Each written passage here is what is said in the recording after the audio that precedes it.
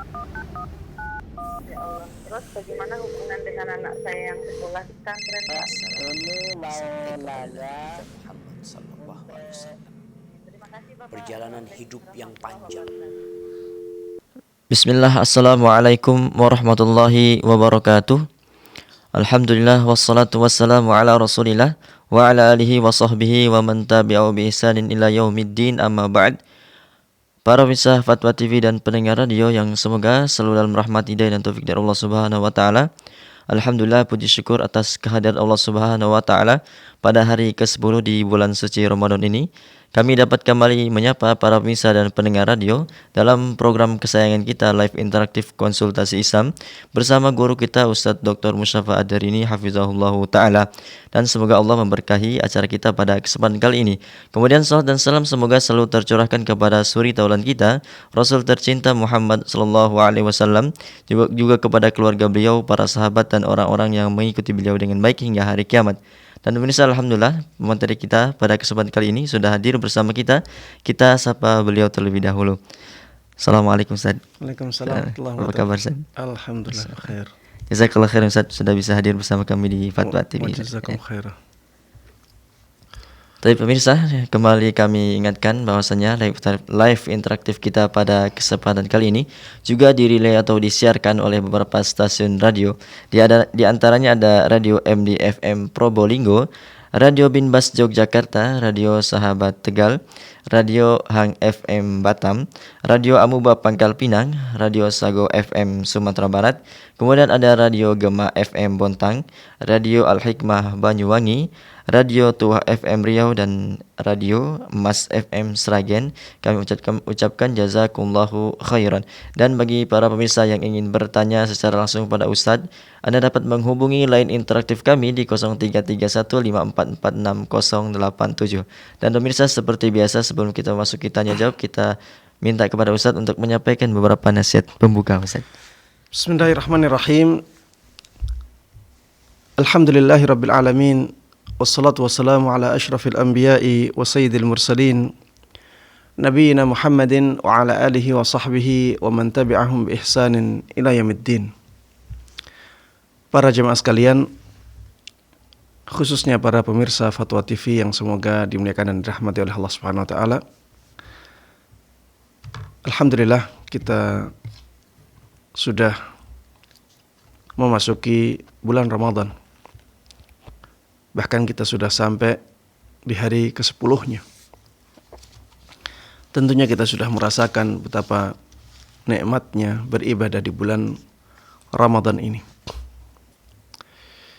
Dan di antara ibadah yang sangat dianjurkan sekali di bulan Ramadan ini adalah ibadah membaca Al-Quran. Karena bulan Ramadan ini adalah bulan turunnya Al-Quran. Dan Rasulullah SAW dahulu di setiap malamnya bersama malaikat Jibril bermudarasah dengan Al-Quran. Para ulama salaf dahulu juga sangat semangat dalam membaca Al-Quran. Namun mungkin ada yang bingung ketika dia ingin memperbanyak membaca Al-Quran. Tapi di sisi lain, dia tidak faham apa yang dia baca. Apakah sebaiknya dia memperbanyak membaca Al-Quran saja? Ataukah sebaiknya dia berusaha untuk mendalami dan memahami isi Al-Quran juga? Sebagian orang bertanya-tanya, Ustadz, mana yang lebih afdal? Mana yang lebih utama? Para jemaah sekalian rahimani wa rahimakumullah, memperbanyak membaca Al-Quran ini suatu kebaikan. Sebagaimana Rasulullah SAW sabdakan, barang siapa yang membaca Al-Quran, maka dia akan mendapatkan 10 pahala di setiap hurufnya. Sehingga semakin banyak yang dia baca dari Al-Quran, maka dia akan semakin banyak mendapatkan pahala dari Allah Subhanahu wa ta'ala. Namun berusaha memahami isi kandungan Al-Quran, ini juga kebaikan. Ini juga kebaikan. Karena tujuan utama diturunkannya Al-Quran adalah untuk difahami maknanya, untuk direnungi, untuk ditadaburi. Makanya Allah Subhanahu wa ta'ala mengatakan di dalam Al-Quran dalam 2 ayat dengan redaksi yang sama. Afala yatadabbaruna al-Quran. Tidakkah mereka merenungi Al-Quran? Kemudian di surat Sad Allah Subhanahu wa ta'ala berfirman, Kitabun anzalnahu ilaika mubarakun liyadabbaru ayatih waliyatadzakkara ulul albab. Al-Quran adalah kitab yang kami turunkan kepadamu wahai Muhammad. Dan kitab tersebut adalah kitab yang dipenuhi dengan keberkahan. Apa tujuannya? Liyadabbaru ayatih. Agar mereka merenungi ayat-ayatnya. Waliyatadzakkara ulul albab. Dan agar orang yang berakal sehat itu bisa ingat, mendapatkan pelajaran. Dan itu tidak mungkin kecuali dengan direnungi isinya. Maka bagi para jamaah sekalian yang punya semangat untuk membaca Al-Quran, tapi belum paham bahasa Arab, maka yang lebih utama adalah dengan menggabungkan 2 kebaikan ini. Ya. Baca Al-Quran dan baca juga tarjamahnya. Baca Al-Quran dan baca juga tarjamahnya. Ini menjadi sangat penting, terutama bagi masyarakat kita, masyarakat Indonesia, yang kebanyakan awam, kebanyakan tidak faham bahasa Arab. Menjadi kurang memiliki efek dalam kehidupan ketika seseorang hanya fokus untuk membaca saja. Saya punya target 5 kali khatam, punya target 10 kali khatam, punya target 20 kali khatam, 30 kali khatam. Tapi kalau dia tidak faham bahasa Arab, maka manfaatnya akan menjadi sedikit. Tapi kalau misalnya orang yang tidak faham bahasa Arab, dia punya target 1 kali khatam Al-Qur'annya, 1 kali khatam terjemahannya, maka ini akan mendatangkan banyak sekali manfaat bagi orang yang melakukannya. Dan ini lebih afdal. Ya, ini lebih afdal. Lebih afdal kita mempersedikit kuantitas bacaan Al-Quran kita dengan mentartilkannya dan berusaha untuk memahami isinya, daripada kita memperbanyak membaca Al-Quran, kita baca dengan cepat, ya, mungkin banyak hukum tajwidnya yang kita abaikan, kita juga tidak memahami isi kandungan yang ada dalam Al-Quran. Memang dua-duanya baik, ya, memperbanyak jumlah bacaan Al-Quran baik. Kemudian membaca dengan tartil baik, memahami isi kandungan Al-Quran baik. Namun yang lebih baik adalah membaca Al-Quran dengan tartil dan berusaha untuk memahami isi kandungannya, walaupun jumlah yang kita baca itu sedikit. Kenapa? Karena seperti itulah dahulu Rasulullah SAW melakukannya. Beliau tidak membaca dengan cara yang sangat cepat. Beliau bacaannya tartil, tapi beliau benar-benar merenungi isi kandungan yang ada di dalam Al-Quran. Ya, inilah yang paling afdal. Wallahu ta'ala a'lam. Maka kita berusaha untuk melakukan yang demikian. Wassallallahu wasallama wa baraka ala nabiyina Muhammadin wa ala alihi wa sahbihi wa man tabi'ahum bi ihsan ila yaumiddin. Walhamdulillahi rabbil alamin. Jazakallah khair Ustaz. Barakallahu fikum. Demikianlah mirsa nasihat pembuka dari Ustaz. Semoga apa yang disampaikan bermanfaat bermanfaat untuk kita semua, dan kita berdoa kepada Allah semoga Allah menerima amal-amal ibadah kita di bulan suci Ramadan ini. Dan kembali kami ingatkan bagi para pemirsa yang ingin bertanya secara langsung pada Ustaz, Anda dapat menghubungi line interaktif kami di 0331544687 di 0331544687. Dan sembari kita menunggu penelpon yang bergabung, kita bacakan terlebih dahulu pertanyaan yang sudah ada, Ustaz. Baik. Pertanyaan dari saudara kita, Ustaz, di Papua, Asep Muharram. Assalamualaikum warahmatullahi wabarakatuh. Izin bertanya, Ustaz, bagaimana hukumnya Anda meninggalkan sholat sunnah rawatib yang biasa Anda kerjakan di tempat kerja dikarenakan atasan yang menganggap sholat Anda terlalu lama? Apakah dengan menaati perintah atasan Anda termasuk mentaati dalam kemaksiatan? Apakah Anda cukupkan saja dengan sholat fardu atau tetap melakukan sholat rawatib dengan cepat? Mohon penjelasannya, Ustaz. Ya. Sholat rawatib para jamaah sekalian bukanlah sholat yang diwajibkan. Ya, statusnya ini adalah sholat sunnah muakkadah. Ya, statusnya sunnah yang muakkadah, dan pahalanya sangat besar di sisi Allah Subhanahu wa taala. Maka kita sangat dianjurkan untuk menjalankannya. Apabila kita tinggalkan, maka tidak ada dosa di sana. Tidak ada dosa bagi orang yang meninggalkannya. Namun dia telah kehilangan pahala yang sangat agung di sisi Allah Subhanahu wa ta'ala.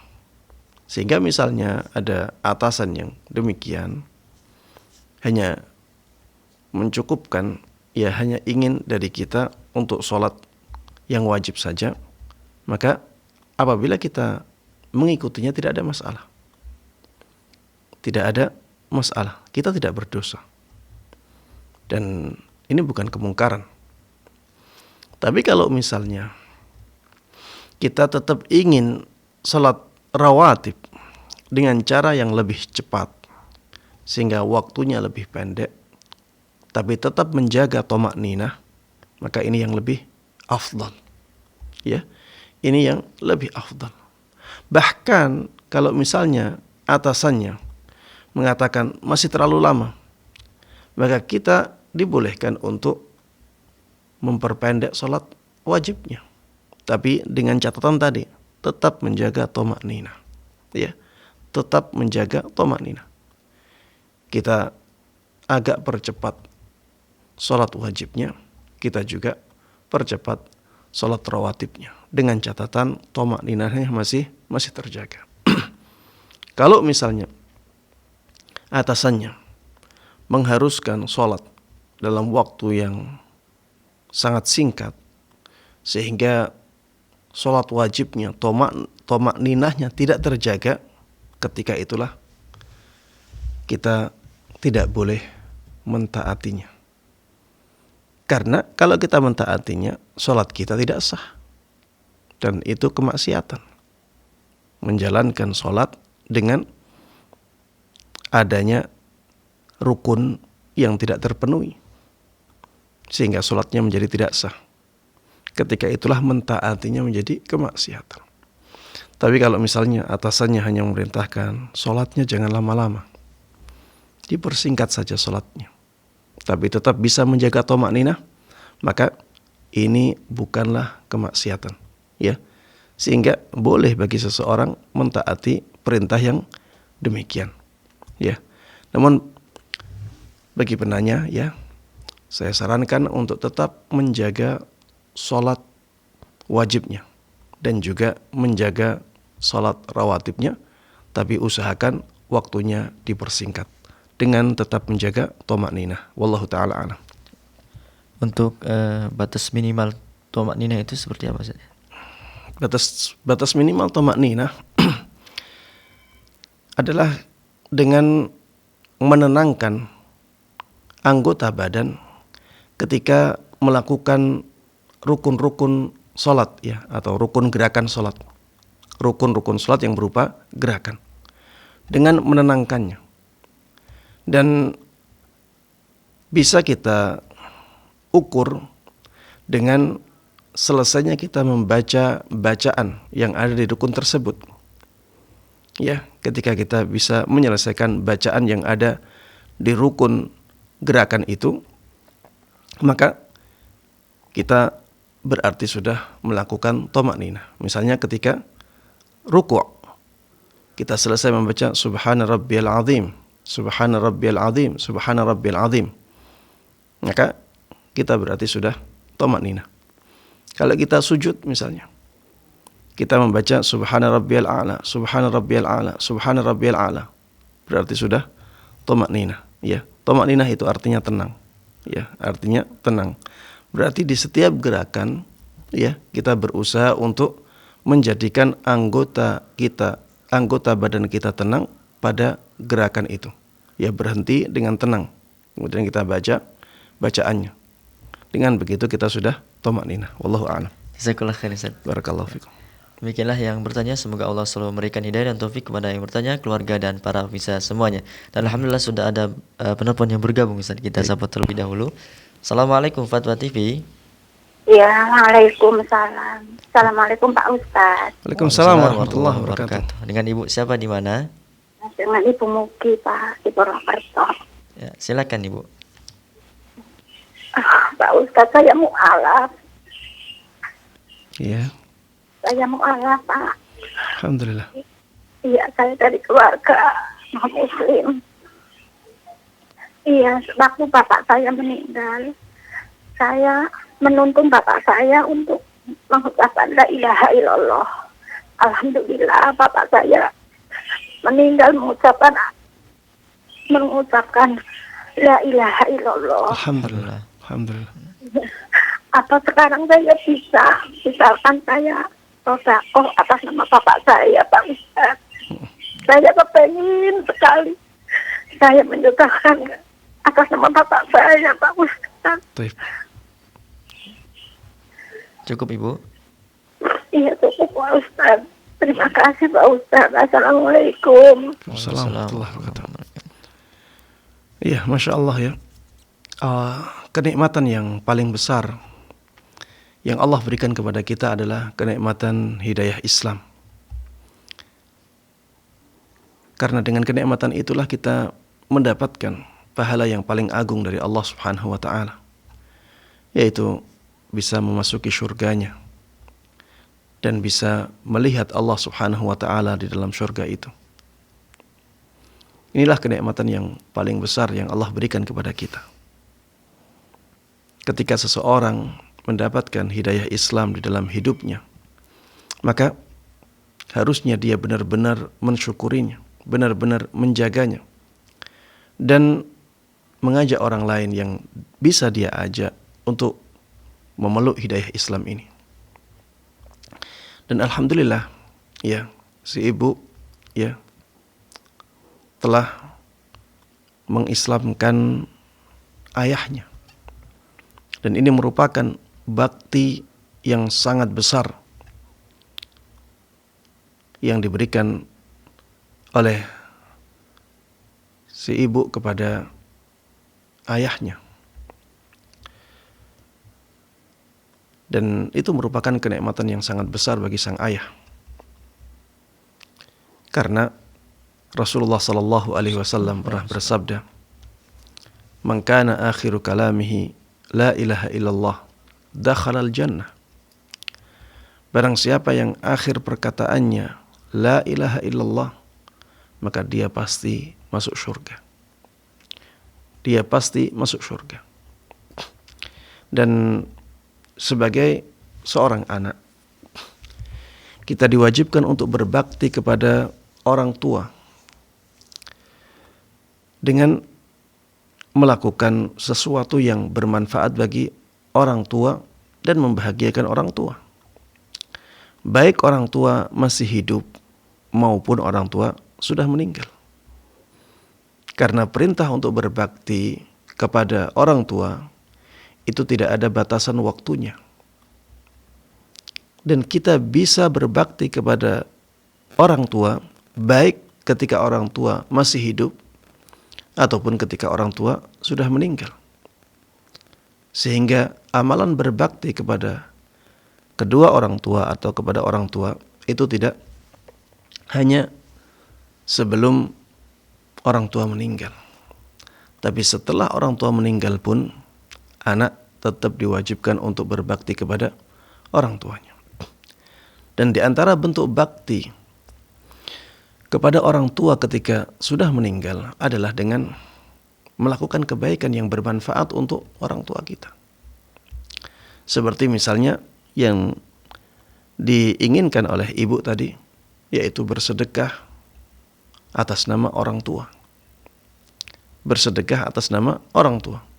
Ini bisa sampai pahalanya kepada orang tua apabila orang tuanya dalam keimanan ketika meninggal.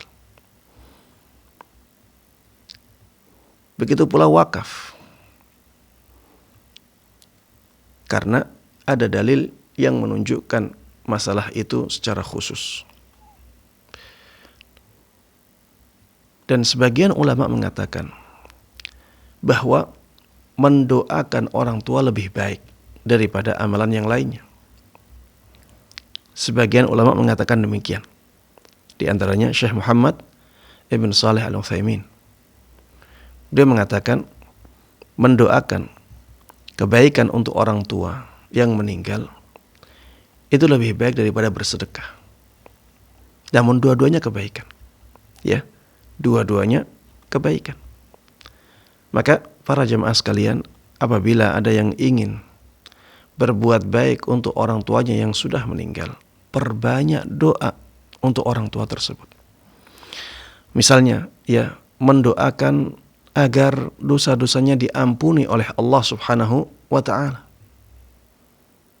Karena ini akan mengangkat derajat orang tua kita di surga Allah Subhanahu wa ta'ala. Sebagaimana disebutkan dalam hadis khusus yang menjelaskan masalah itu. Ada orang tua yang merasa heran dengan kedudukannya yang sangat tinggi di surga Allah Subhanahu wa ta'ala. Akhirnya sampai dia bertanya, dari mana kedudukan saya ini? Dijawablah, itu karena istighfarnya anakmu untukmu. Maka, ya, perbanyaklah untuk memintakan ampun kepada Allah Subhanahu wa ta'ala untuk orang tua kita. Agar orang tua kita menjadi orang yang dimuliakan oleh Allah Subhanahu wa ta'ala di derajat yang tinggi di surganya.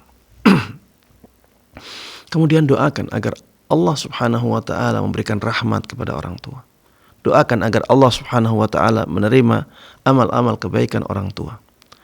Doakan agar orang tua kita ditempatkan di surga firdausnya misalnya. Dan doa-doa kebaikan yang lain. Ini termasuk amal bakti seorang anak kepada orang tua. Dan ingatlah terus bahwa al-jaza'u min jinsil amal. Bahwa balasan itu akan sejenis dengan amalan seseorang.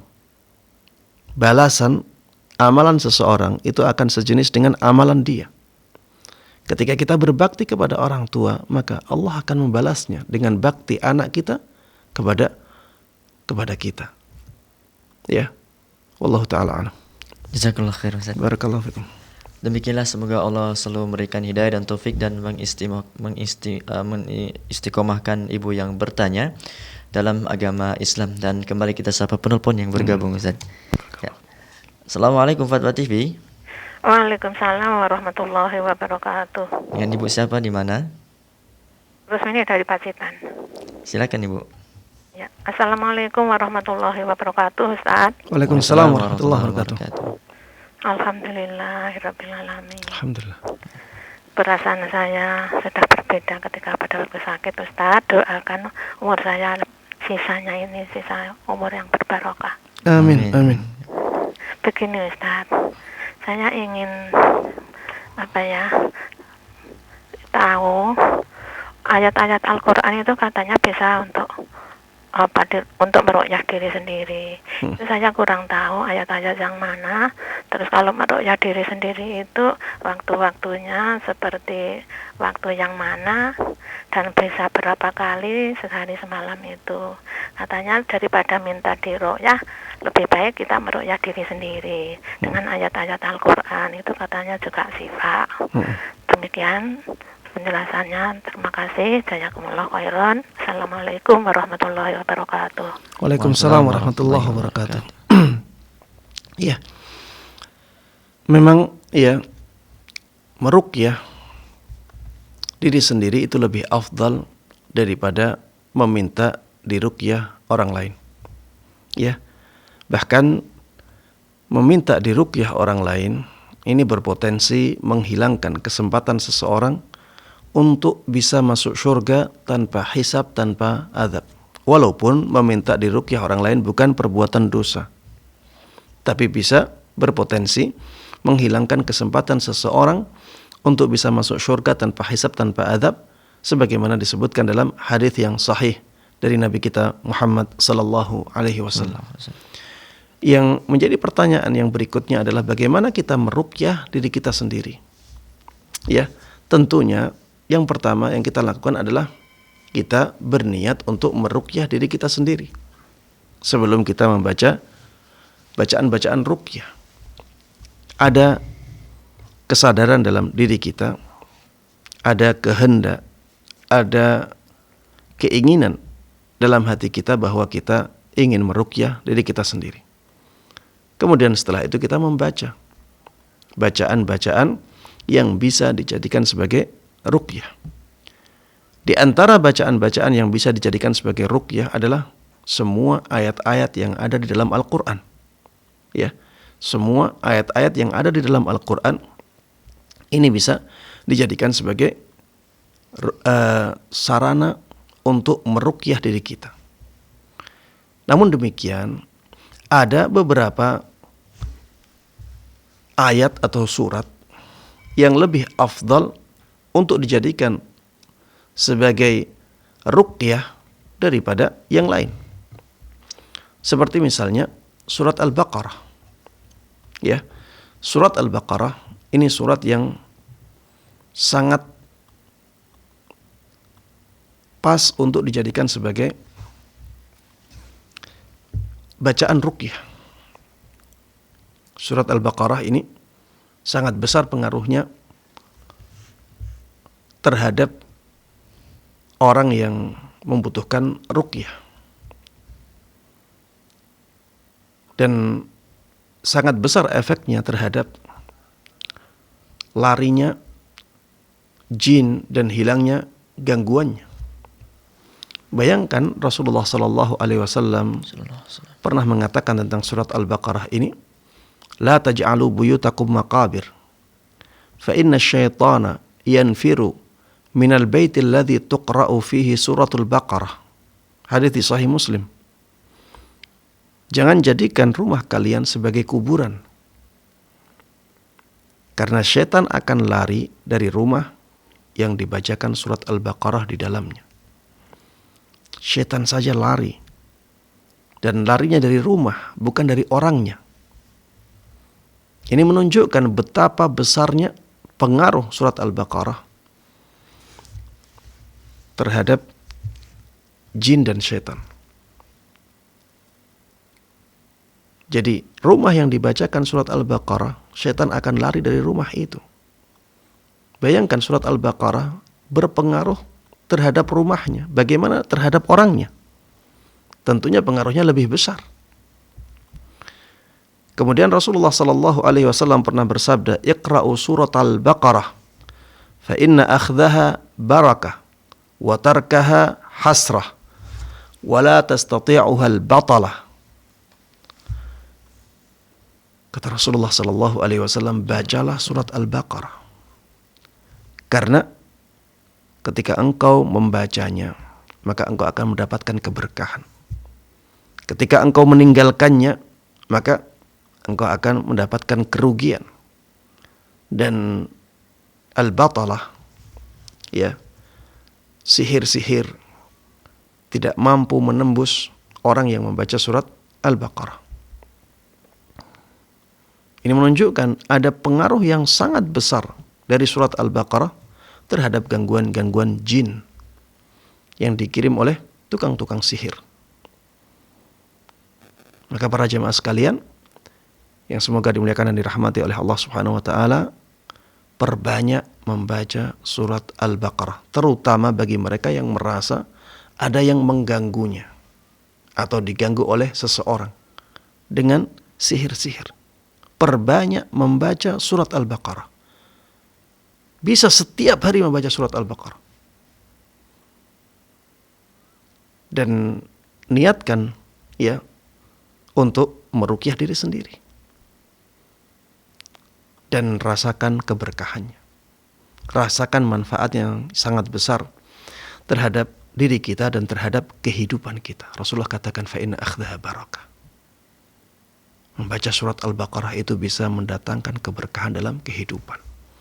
Dan itu sudah banyak yang membuktikannya. Ya. Kemudian bisa juga dengan membaca surat Al-Ikhlas, ya. Ini juga pengaruhnya sangat besar ya terhadap jin, terhadap gangguan-gangguan sihir.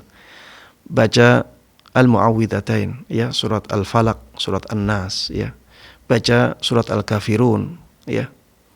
Ini termasuk di antara bacaan-bacaan dari Al-Qur'an yang sangat baik untuk dijadikan sebagai bacaan ruqyah. Allah taala alam. Begitu pula surat Al-Fatihah, ya, dibaca 7 kali. Ini juga sangat bagus ya pengaruhnya terhadap diri kita ya. Pengaruh kebaikannya sangat terasa. Wallahu taala alam. Tapi Ustaz, apakah ada waktu afdal Ustaz untuk? Iya. Waktu yang afdal wallahu taala alam, saya tidak tahu dalil yang menunjukkan bahwa ada waktu yang lebih afdal dalam masalah ruqyah. Sehingga kapanpun waktunya kita bisa meruqyah diri kita sendiri.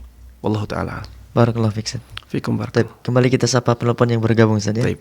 Assalamualaikum Fatwa TV. Waalaikumsalam warahmatullahi. Dengan siapa di mana? Hamba Allah dari Jawa Tengah. Silakan.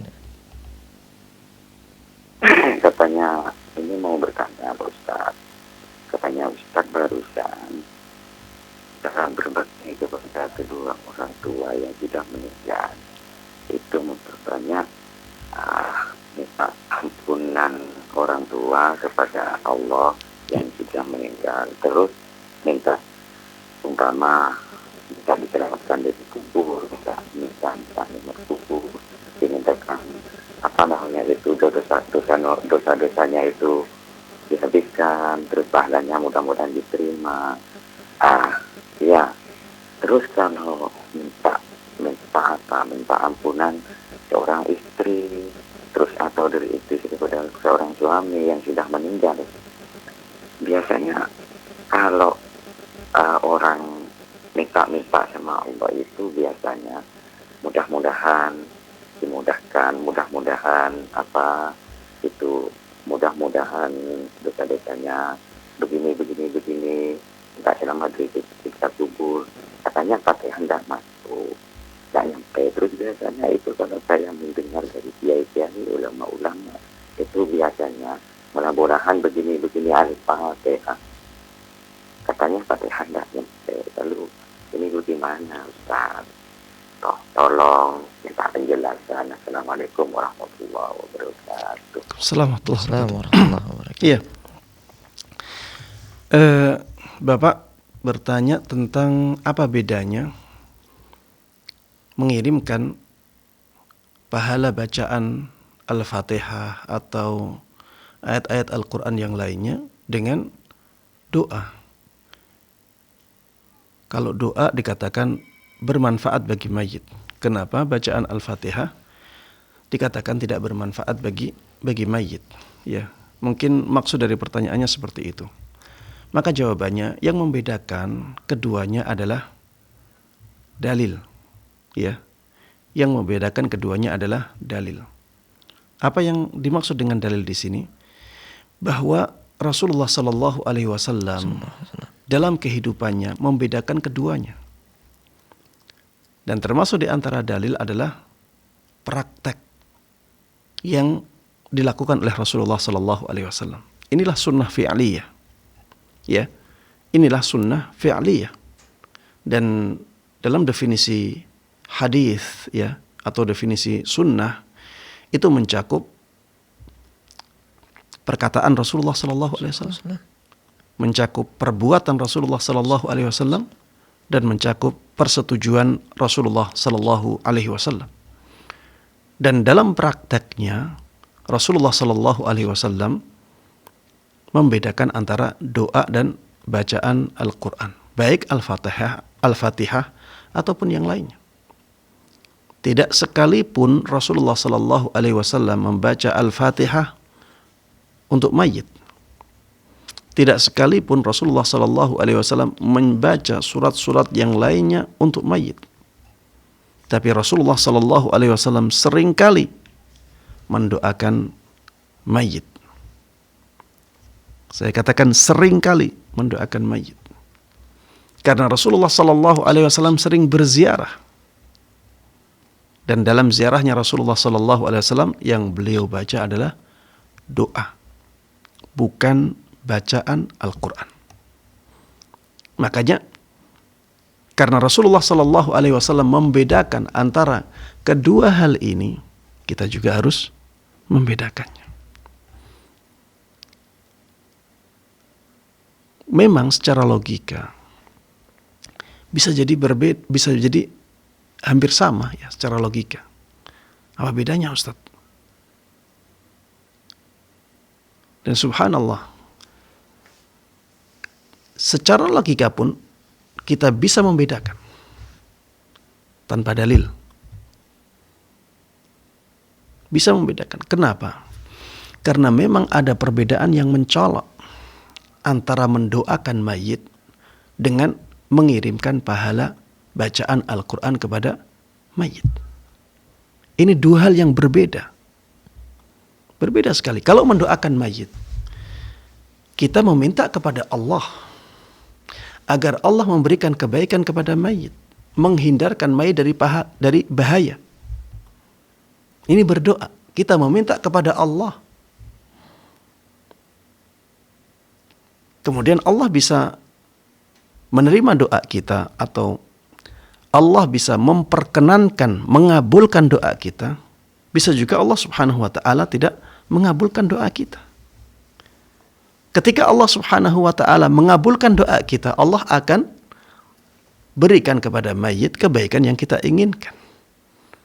Allah akan selamatkan mayit dari bahaya yang kita khawatirkan. Itulah doa. Jadi di sini ketika kita mendoakan mayit, tidak ada pengiriman pahala doa kepada mayit, tidak.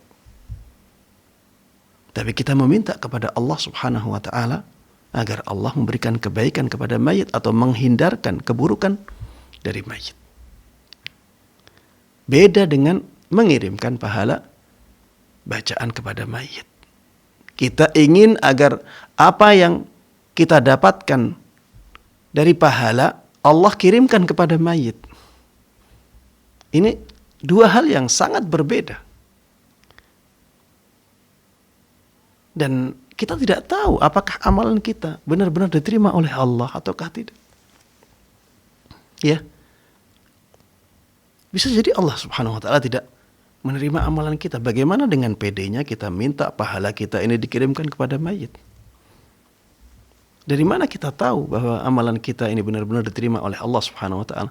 Memang kita husnudzan, tapi kan kita tidak bisa memastikan apakah kita benar-benar sudah mendapatkan pahalanya. Kemudian kita minta agar Allah mengirimkan pahala ini kepada mayit. Ya, ini secara logika seperti itu ya.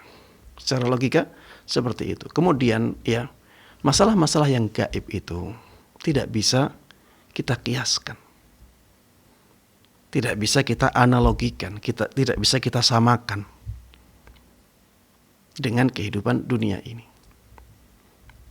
Makanya tidak berlaku kias dalam masalah-masalah yang gaib seperti itu. Dan Rasulullah sallallahu alaihi wasallam secara prakteknya pun membedakan antara keduanya, para sahabatnya juga demikian ya. Wallahu taala a'lam. Barakallahu fikum. Barakallahu fik, Ustaz. Demikianlah, semoga Allah selalu memberikan hidayah dan taufik kepada yang bertanya, keluarga dan para pemirsa semuanya. Dan kembali kita sapa penelpon yang bergabung, Ustaz. Assalamualaikum Fatwa TV. Waalaikumsalam warahmatullahi wabarakatuh. Dengan Ibu Rahma di Jakarta. Ya, silakan Ibu. Assalamualaikum Ustaz. Waalaikumsalam warahmatullahi wabarakatuh. Ya. Ustaz, nanti ini ada 2 pertanyaan, cuman yang satu ini yang urgen Ustaz. Saya kan bendahara Ustaz ya. Yayasan gitu. Terus ini uang itu kan orang bilang fadhi ya Ustaz ya. Ya buat biaya operasional apa gitu Ustaz ya. Terus ini pengurus ada yang perlu mau pinjem uang Ustadz, karena dia ini pinjem nggadekkan motor gitu loh. Itu mau kena riba. Dia nangis mau pinjem uang Ustadz. Boleh saya pinjemkan Ustadz uang baitul mal gitu itu tadi. Sudah, karena dia juga aktif Ustadz ya, nyarikan donatur itu. Sudah Ibu. Pinjem ini tadi gitu. Cukup Ibu pertanyaan pertamanya. Ya, pertama ya. Terus yang kedua Ustadz, ibu saya kan sudah sepuh Ustadz ya. Itu kalau dari kamar mandi mau ke tempat sholat itu batal Ustadz. Kamar mandi sampai bisa 3-4 kali Ustadz. Antara kamar mandi tempat sholat. Sudah umur 90 Ustadz. Tapi alhamdulillah sholat itu tidak lupa dia waktunya. Gitu. Nah ini tadi saya kalau sudah duduk pakai mukena batal. Ya, jadi saya kasih waslap ya Ustaz. Saya pakai yang rukun-rukun aja, cuman 4 tempat gitu Ustaz ya. Jadi muka, kepala, tangan sama kaki. Benar apa salah apa boleh itu Ustaz? Cukup Ibu. Udah, cukup. Ya. Syukran. Jazakallah khairan Ustaz. Wa jazaki khairan. Taib, ya, pertanyaan yang kedua dulu ya saya jawab. Kalau ini sesuatu yang berulang-ulang terus dan tidak ada solusi lain, maka ibu yang demikian, yang sudah sangat lanjut usia ya, umur 90 tahun, dan ini kejadian terus-menerus, maka ibu yang seperti ini insya Allah sudah mendapatkan keringanan ya. Keringanan bisa dikiaskan atau dianalogikan kepada orang yang punya penyakit salasul baul, yang tidak bisa menahan kencing. Dan itu sudah dijelaskan oleh para ulama ya. Caranya sholatnya bagaimana? Wudu. Kemudian setelah wudu iya, maksudnya yang pertama kalau salasul baul ya, yang tidak bisa menahan kencing, dia membersihkan kencingnya. Membersihkan kencingnya dahulu dan tempat keluarnya kencing. Kemudian setelah itu dia wudu. Setelah wudu dia tidak memperdulikan apakah keluar atau tidak. Yang penting sholat. Kenapa? Karena dia mendapatkan keringanan. Disinilah berlaku kaidah al-masyaqqatu tajlibut taisir. Sesuatu yang berat itu bisa mendatangkan kemudahan. Ini menjadi berat kalau kita harus samakan hukumnya dengan orang-orang yang normal keadaannya. Dan akan sangat memberatkan sekali. Begitu pula dengan ibu yang sudah umur 90 tahun dan tidak bisa mengendalikan kentutnya. Maka kalau diwajibkan seperti orang biasa, maka ini akan sangat memberatkan sekali.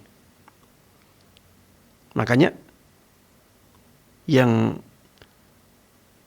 boleh dilakukan oleh ibu ini ya, ini keringanan, silahkan ibunya wudu, kemudian setelah itu pergi ke tempat sholat dan sholat dengan apa adanya keadaannya, walaupun setelah itu kentut tidak ada masalah, karena ini berulang-ulang terus, ini ya sakit ya ini sesuatu yang tidak normal.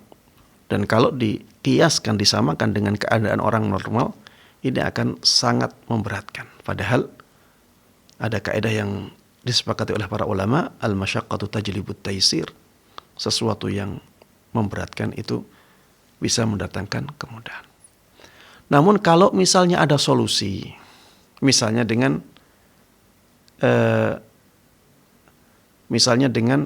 menjadikan tempat wudunya dekat dengan musola, dekat dengan tempat sholatnya, sehingga tidak perlu berjalan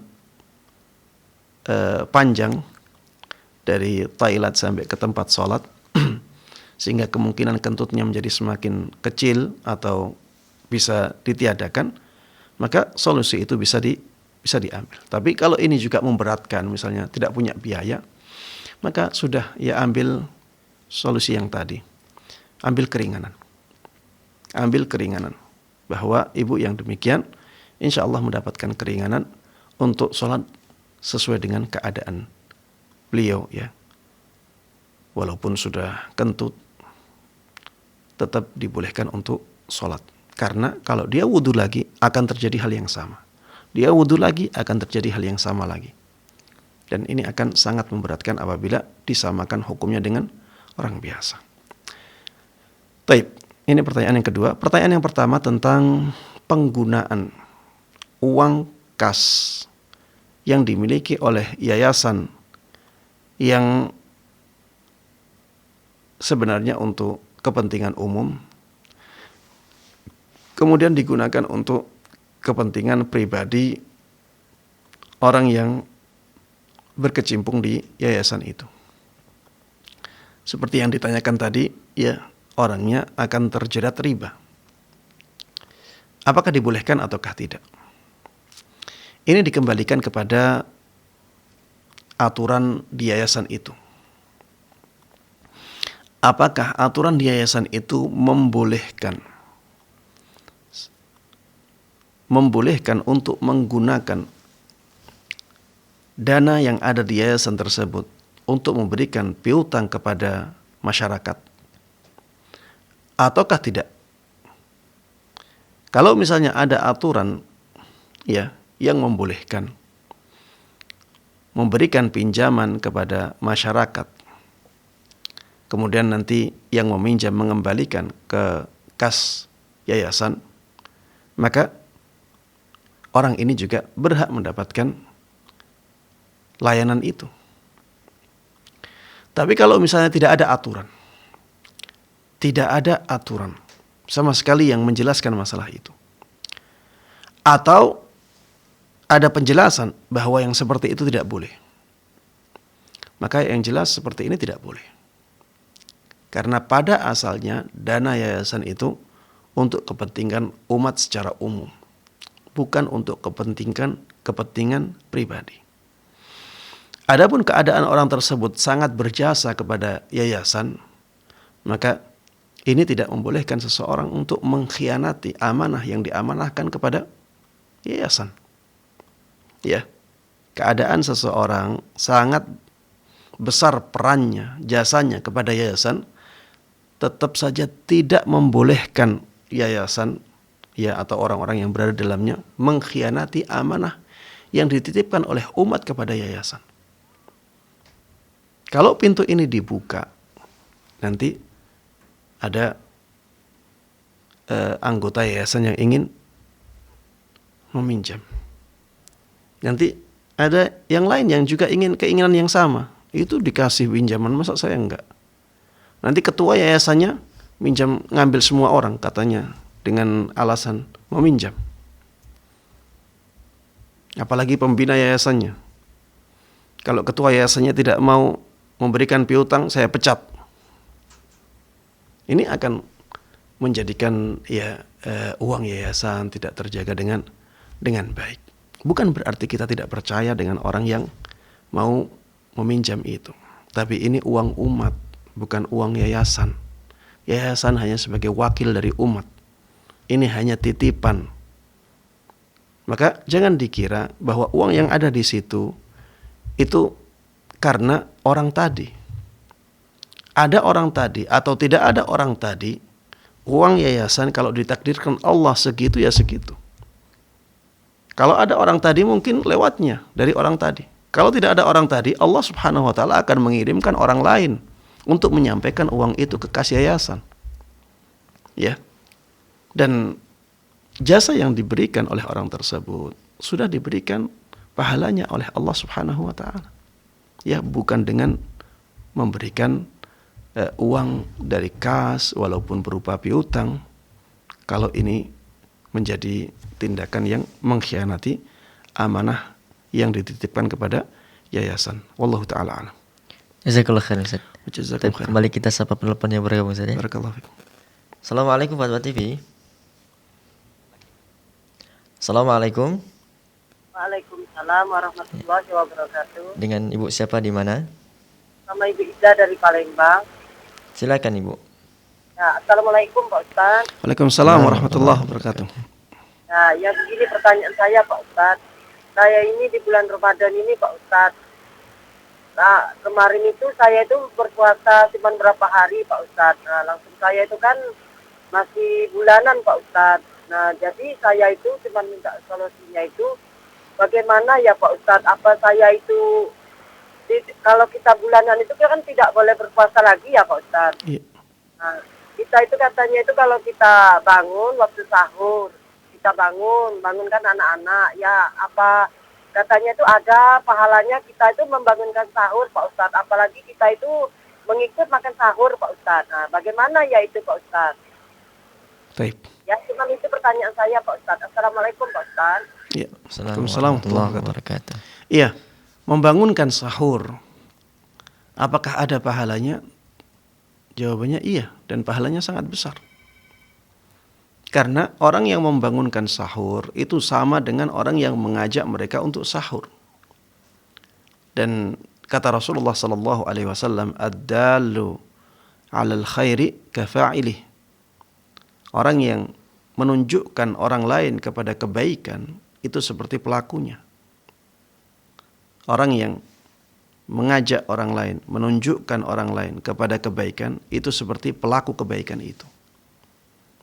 Jadi kalau kita mengajak orang lain untuk sahur, akhirnya orang tersebut sahur dan mendapatkan pahala sahur, maka orang yang mengajaknya juga mendapatkan pahala seperti pahalanya orang yang sahur itu. Dan ini bukan kiriman pahala dari dia, bukan, ya. Tapi Allah memberikan pahala kepada kita.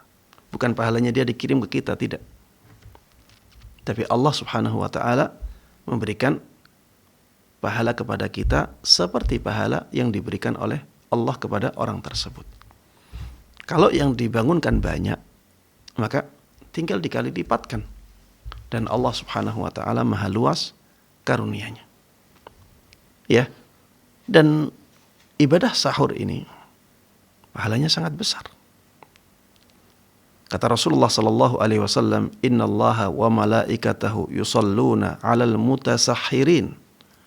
Sesungguhnya Allah dan para malaikatnya bersolawat kepada orang-orang yang melakukan ibadah sahur. Dan ini tidak harus ikut makan sahur, ya. Seperti yang disebutkan dalam pertanyaan. Tidak harus. Ya, tapi kalau misalnya kepengin ikut sahur bersama mereka, ya silahkan. Tidak ada masalah, dan itu bukan ibadah sahur. Ya, karena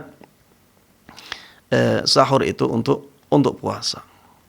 Kalau makan sebelum subuh bukan untuk puasa, itu namanya bukan sahur. Tapi tetap ya dia mendapatkan pahala seperti pahala orang-orang yang sahur yang dia ajak, ya. Wallahu taala a'lam. Barakallahu fiik Ustaz. Barakallahu. Tapi Ustaz, karena waktu yang membatasi Ustaz, kita sapa satu penelpon lagi Ustaz ya. Baik. Assalamualaikum Fatwa TV. Waalaikumsalam warahmatullahi. Dengan siapa di mana? Ini yang barusan, mohon maaf, ini bukan tidak puas. Oh iya. Katanya Ustaz, antara meminta ampunan orang yang sudah meninggal dengan Fatihah itu beda. Nah, begitu Ustaz. Nah, terus saya itu yang mau tahu ini caranya itu mendoakan. Cara mendoakan itu gimana? Terus yang pertama, yang kedua, saya kan dulu. Terus cara mendoakan itu kalau cara mendoakan orang yang sudah meninggal itu bagaimana? Itu katanya mendoakan dengan bacaan Fatihah itu beda, kan gitu. Terus yang saya mau tahu itu caranya mendoakan. Itu masalahnya berangkat. Katanya Ustaz belum tentu begini. Terus Ya dulu pernah di pengasuh kecil. Satu-satu saja ya Pak ya. Oh ya.